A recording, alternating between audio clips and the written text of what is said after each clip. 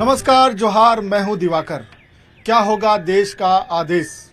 जनता किसे चुनेगी देश का प्रधानमंत्री? इस पर बहस के लिए न्यूज 18 का कारवां आज पहुंच गया है झारखंड के लोकसभा क्षेत्र हजारीबाग।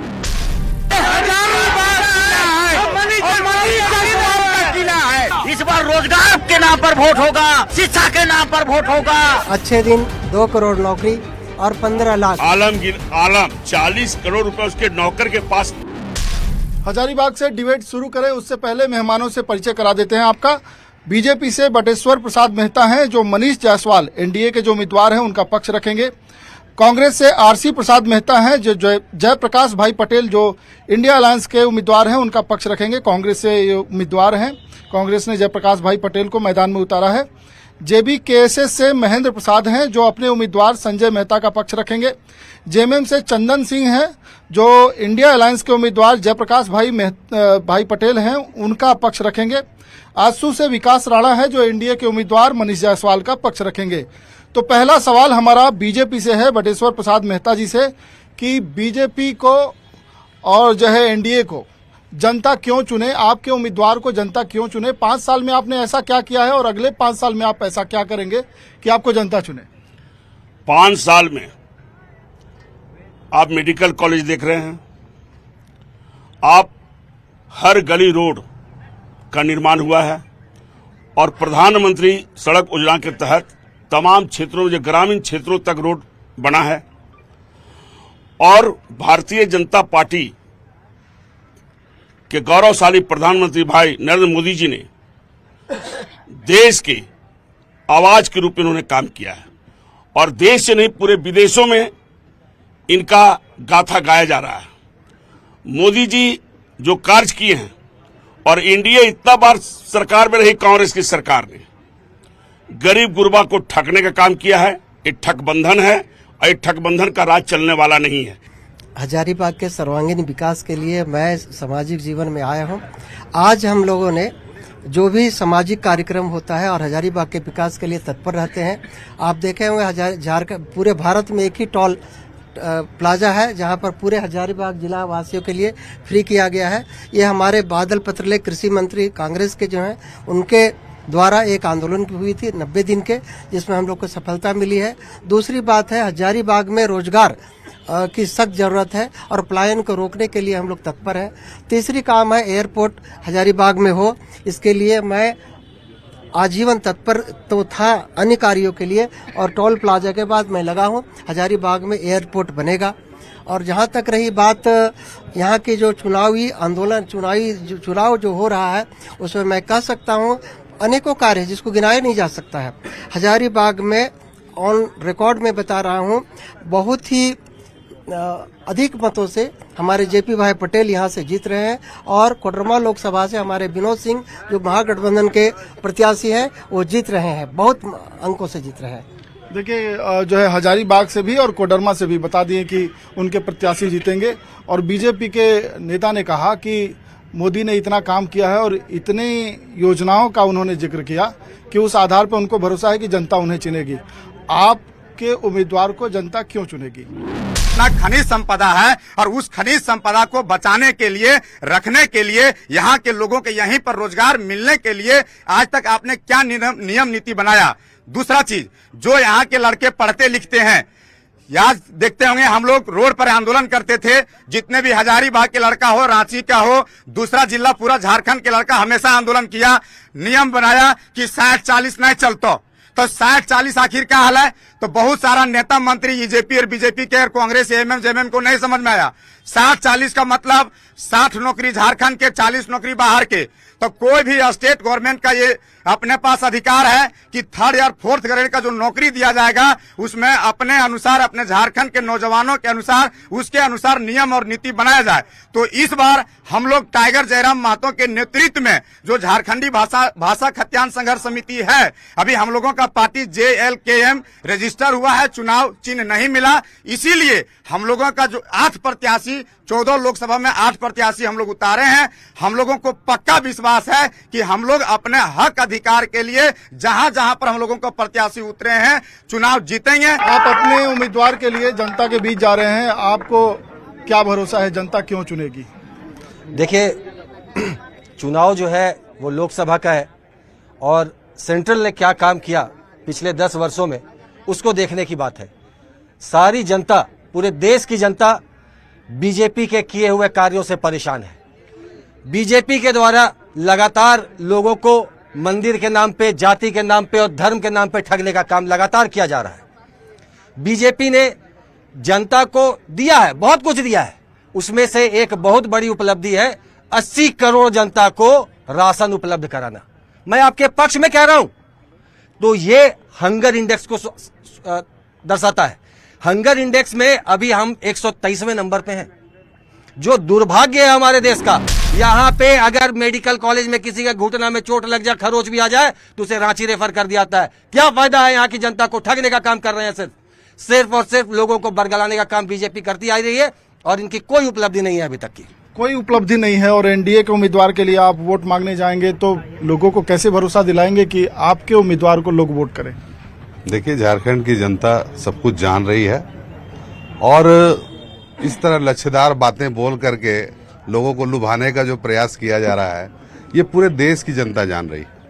आज पिछले 10 साल में भारत का क्या विकास हुआ है, ये भारत की पूरी जनता ने आकलन कर लिया है और निश्चित रूप से आने वाले समय में पूरे भारतवर्ष में एनडीए की सरकार बनेगी और झारखंड में 14 का 14 सीट भारतीय जनता पार्टी और आजसू गठबंधन जीतकर एनडीए की झोली में देने का काम करेगा, क्योंकि झारखंड में आजसू पार्टी और भारतीय जनता पार्टी का गठबंधन सबसे मजबूत गठबंधन है। और ये जो यूपीए के लोग जो पिछले सबसे ज्यादा पूरे भारतवर्ष में शासन किए हैं, जो समस्या थी उन समस्याओं को समस्या ही रहने दिया, समस्याओं के समाधान के बारे में कभी प्रयास नहीं किया। लेकिन वर्तमान सरकार ने समस्या के समाधान के प्रति अपना कदम बढ़ाया है और निश्चित रूप से जो 2047 में भारत को एक विकसित राष्ट्र बनाने का जो निर्णय माननीय प्रधानमंत्री जी ने लिया है, निश्चित रूप से हम लोग उसमें आगे बढ़ेंगे और मजबूत गठबंधन के रूप में भारत में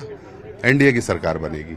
क्या जवाब है उनका? देखिए, सबसे बड़ी बात है जिस सरकार के मंत्री में आलम 40 करोड़ रुपए उसके नौकर के पास निकलता हो, इस राज का क्या हालात है? इस राज में गुंडागर्दी, इस राज का हेमंत सोरेन जेल में बंद है और डीएफटी फंड के तहत डीएफटी फंड का जितना रोड स्कूल जो बना है वो भारत सरकार के पैसा से बना है। झारखंड के पास एक पैसा, केवल सारे मंत्री जो गठबंधन के मंत्री हैं वो लूटे काम के। जो भ्रष्ट रहेगा वो जेल में जाएगा। अच्छे दिन 2 करोड़ नौकरी। बोलिए, अपनी बात बोलिए। अच्छे दिन 2 करोड़ नौकरी और 15 लाख, वो जुमला साबित हो गया है। आप जनता जान चुकी है कि ये जुमला का राज अब नहीं चलने वाला है। सबके साथ सबका विकास, सबका साथ तो मोदी जी को मिला। अब इस बार पूरे भारत में या गठबंधन की सरकार बनेगी और बहुमत से जीतेगी और राहुल गांधी हमारे प्रधानमंत्री बनेंगे। हजारीबाग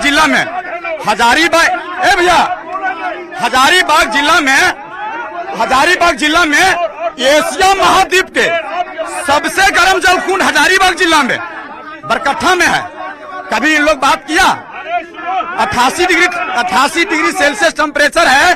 कभी इन लोग बात किया कि वहाँ का डेवलपमेंट कैसे होगा, वहाँ के जो विकास होना चाहिए कैसे होना चाहिए, जबकि जैन, बौद्ध, सनातन तीनों धर्म का साक्ष्य वहाँ पर है। कभी वहाँ पर पर्यटक स्थल बनेगा, कैसे डेवलपमेंट होगा, यहाँ के लोगों का रोजी रोजगार वहाँ कैसे मिलेगा, ये बात इन लोग नहीं करेगा। सब झारखंडी हैं, लेकिन झारखंड को डेवलपमेंट करने के लिए, नेतृत्व करने के लिए यहाँ अभी सभी नेता लोग पहुंचे हुए हैं, ठीक है। लेकिन आज तक 25 साल हो गए झारखंड अलग हुए, लेकिन किसी के पास ये कंसेप्ट नहीं है कि झारखंड को डेवलपमेट करे।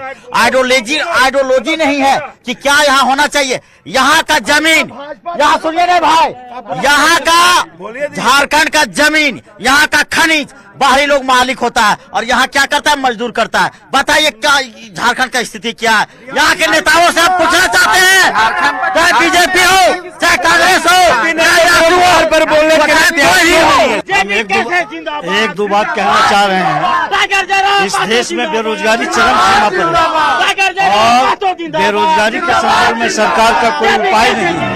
जो भी कार्य है देश में किया है जो भी कांग्रेस का ही देन है और कांग्रेस ही देश को विकास किया है। विद्युतीकरण, कंप्यूटरीकरण, रोड, जितना भी विकास का काम कांग्रेस का देन है। देखिए, लोगों के बीच जो है कई तरह की बातें हैं। इन बातों के साथ जो है आप कैसे कन्विंस करेंगे जनता? तो मेरा यह कहना है कि भारत की जनता पूरी तरह से मन बना चुकी है कि इस बार फिर भारत में एनडीए की सरकार बनेगी और जिसमें झारखंड की 14 सीट भारतीय जनता पार्टी आजसू गठबंधन जीत कर जाएगी। राष्ट्रीय मुद्दों पर चुनाव होना चाहिए, आप सहमत हैं? बिल्कुल बिल्कुल। ये जो लोकसभा का चुनाव है, आप लोग हट जाइए ना, इधर आइए। ये जो लोकसभा का चुनाव है, कोई डाउट नहीं है कि राष्ट्रीय मुद्दों पे बात होनी चाहिए और बिल्कुल हम लोग भी राष्ट्रीय मुद्दों पे ही चुनाव लड़ रहे हैं।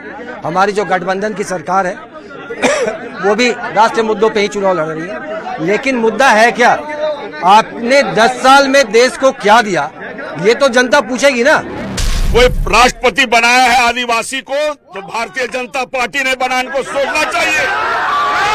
और भारतीय जनता पार्टी ऐसी पार्टी है, इन्होंने कहा कि राम मंदिर नहीं जाने देने के लिए इन्होंने राष्ट्रपति बनाकर और आदिवासी मंत्रालय कोई बनाया है तो भाई नरेंद्र मोदी जी ने बनाया है और आदिवासियों का विकास किया है। और मैं बता दूं, अभी भाई साहब लोग बोल रहे थे कि आज पूरे शहर, मैं सबसे अपील करता हूं नौजवानों से कि आप नशाखोरी से परहेज करें। आपके माध्यम से मैं सूचना देना चाहता हूं। और हजारीबाग के लिए एक लाइन कहना चाहता हूँ, प्रभु की लीला है, प्रभु की लीला है, कोई नीला और कोई पीला है। प्रभु की लीला है, कोई नीला और कोई पीला है। ये हजारीबाग किला है और मनीष जालीबाग का किला है। जय श्री राम।